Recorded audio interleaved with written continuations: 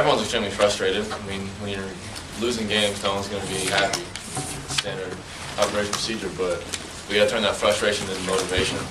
We got to start making things happen for 60 minutes. Jeremy, any explanation for the offensive inconsistency? I mean, from the first half to the second half, it was just like a completely different story. I mean, had a drop, big drop. We didn't execute when we needed to. Just mental mistakes, not making plays when we needed to. And big players make big plays when they need to. And we didn't do that tonight. Ryan, when did you know that there'd be so much personnel change with the starting defense? What did you think of it? What do you mean personnel changes? Like people? Yeah, new starters. What positions? Yeah, it was like 4 or 5 new starters. I mean, one was. I mean, we're still trying to find that perfect mix of guys. Sometimes you gotta get some experience to be that perfect guy. But I mean, we've mixed up some stuff in practice, and we kind of mixed it up today during the game. And I mean, we were fine. We communicated well today, but we did not execute today for 60 minutes.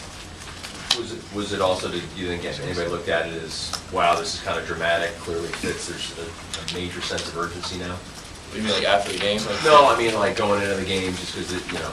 I mean, there was a tremendous sense of urgency. If you keep losing games, you're gonna want to turn around, you want to get back on the right track right away, and you can't do, like, you're not gonna do that unless you put pedal to the metal and everyone invest fully and everybody show up. And I don't know. That's what I got from there. Jeremy, any explanation for the draft? Nah, it's dropped. It's my fault. I take full responsibility for it. When did the coach make the lineup changes? Or what did he tell you guys about it? Did you know it all week, or? If you're going to be specific, I can explain them.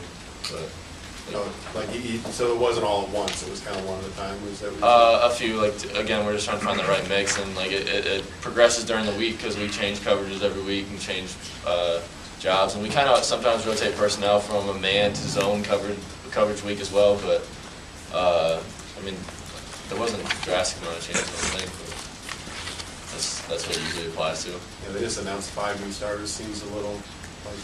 Yeah, I mean, it's been a grind too. Some guys are kind of dinged up, and if you face that conundrum, whatever, that you have a guy that can go 80% because he's dinged up, or you got another guy that can go 100% perform at a higher level, and I mean that's kind of what happened, I guess. I mean, I don't know. I'm not the coach, but we had the guys out on the field that we needed to win the game, and we didn't execute. We didn't win. Ryan, do you feel like the tackling needs to be better, especially against their running game? Yeah, we haven't had a problem with that up to this game, and myself included. I missed a few tackles in the first half that were pretty big, and I don't know. Missed tackles don't win you games. Missed tackles don't get the ball back in the hand of Dan Persa and Kain Colter and Jeremy Ebert on the offense. And the more we can get off the field, the more they have a chance to put points on the board. And that's something we didn't do in the first half. It was kind of tale of two halves. We showed up to play in the second half and did in the first half, and it's going to get you killed.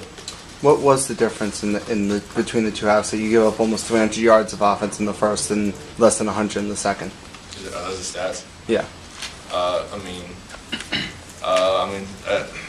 mean, we came together as a defense in the second half or at halftime, and we finally put it on our shoulders and got it up and showed up and played a solid half of football, something we haven't done this year.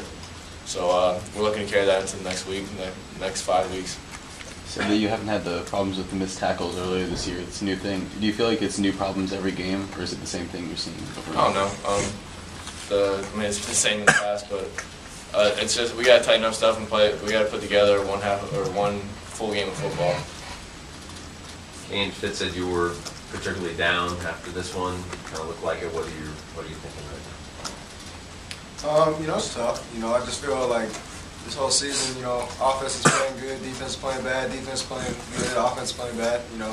We just got to be able to come together and just put it all together. And I feel like, once we do, we can really flip this season back around. But, just, silly mistakes out there, I just feel like we're beating ourselves every week, and it's really tough. I guess for all three of you, how do you now put it together and kind of get the offense and defense gelling at the same time? I mean, no one has a secret recipe for it. You just gotta go back to the grindstone, put in the work, and fix what's going wrong. And if you keep working at it, it's gonna happen. And that's what we got to do. Kain, when Danny went out and then you took those back-to-back sacks, you're obviously trying to be creative and make a play. Can you talk about those? Yeah, the first one was stupid. I just should have thrown the ball away. But I was just out there trying to make a play. But definitely shouldn't have thrown the ball away.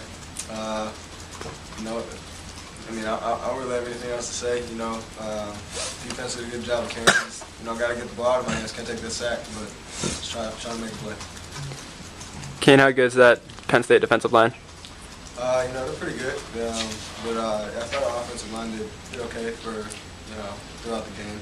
But we got some playmakers out there, some new boys. Guys, is there much talk about making a bowl game? Definitely. I mean, the season's not over. We have 5 games. You win 5 games, you go to a bowl game, if I'm not mistaken. And that's what 5 on top of the 2 that we have. Carry the 2. Yeah. Gets us to a bowl game. So that's our goal. But we're going to take it 1 game at a time.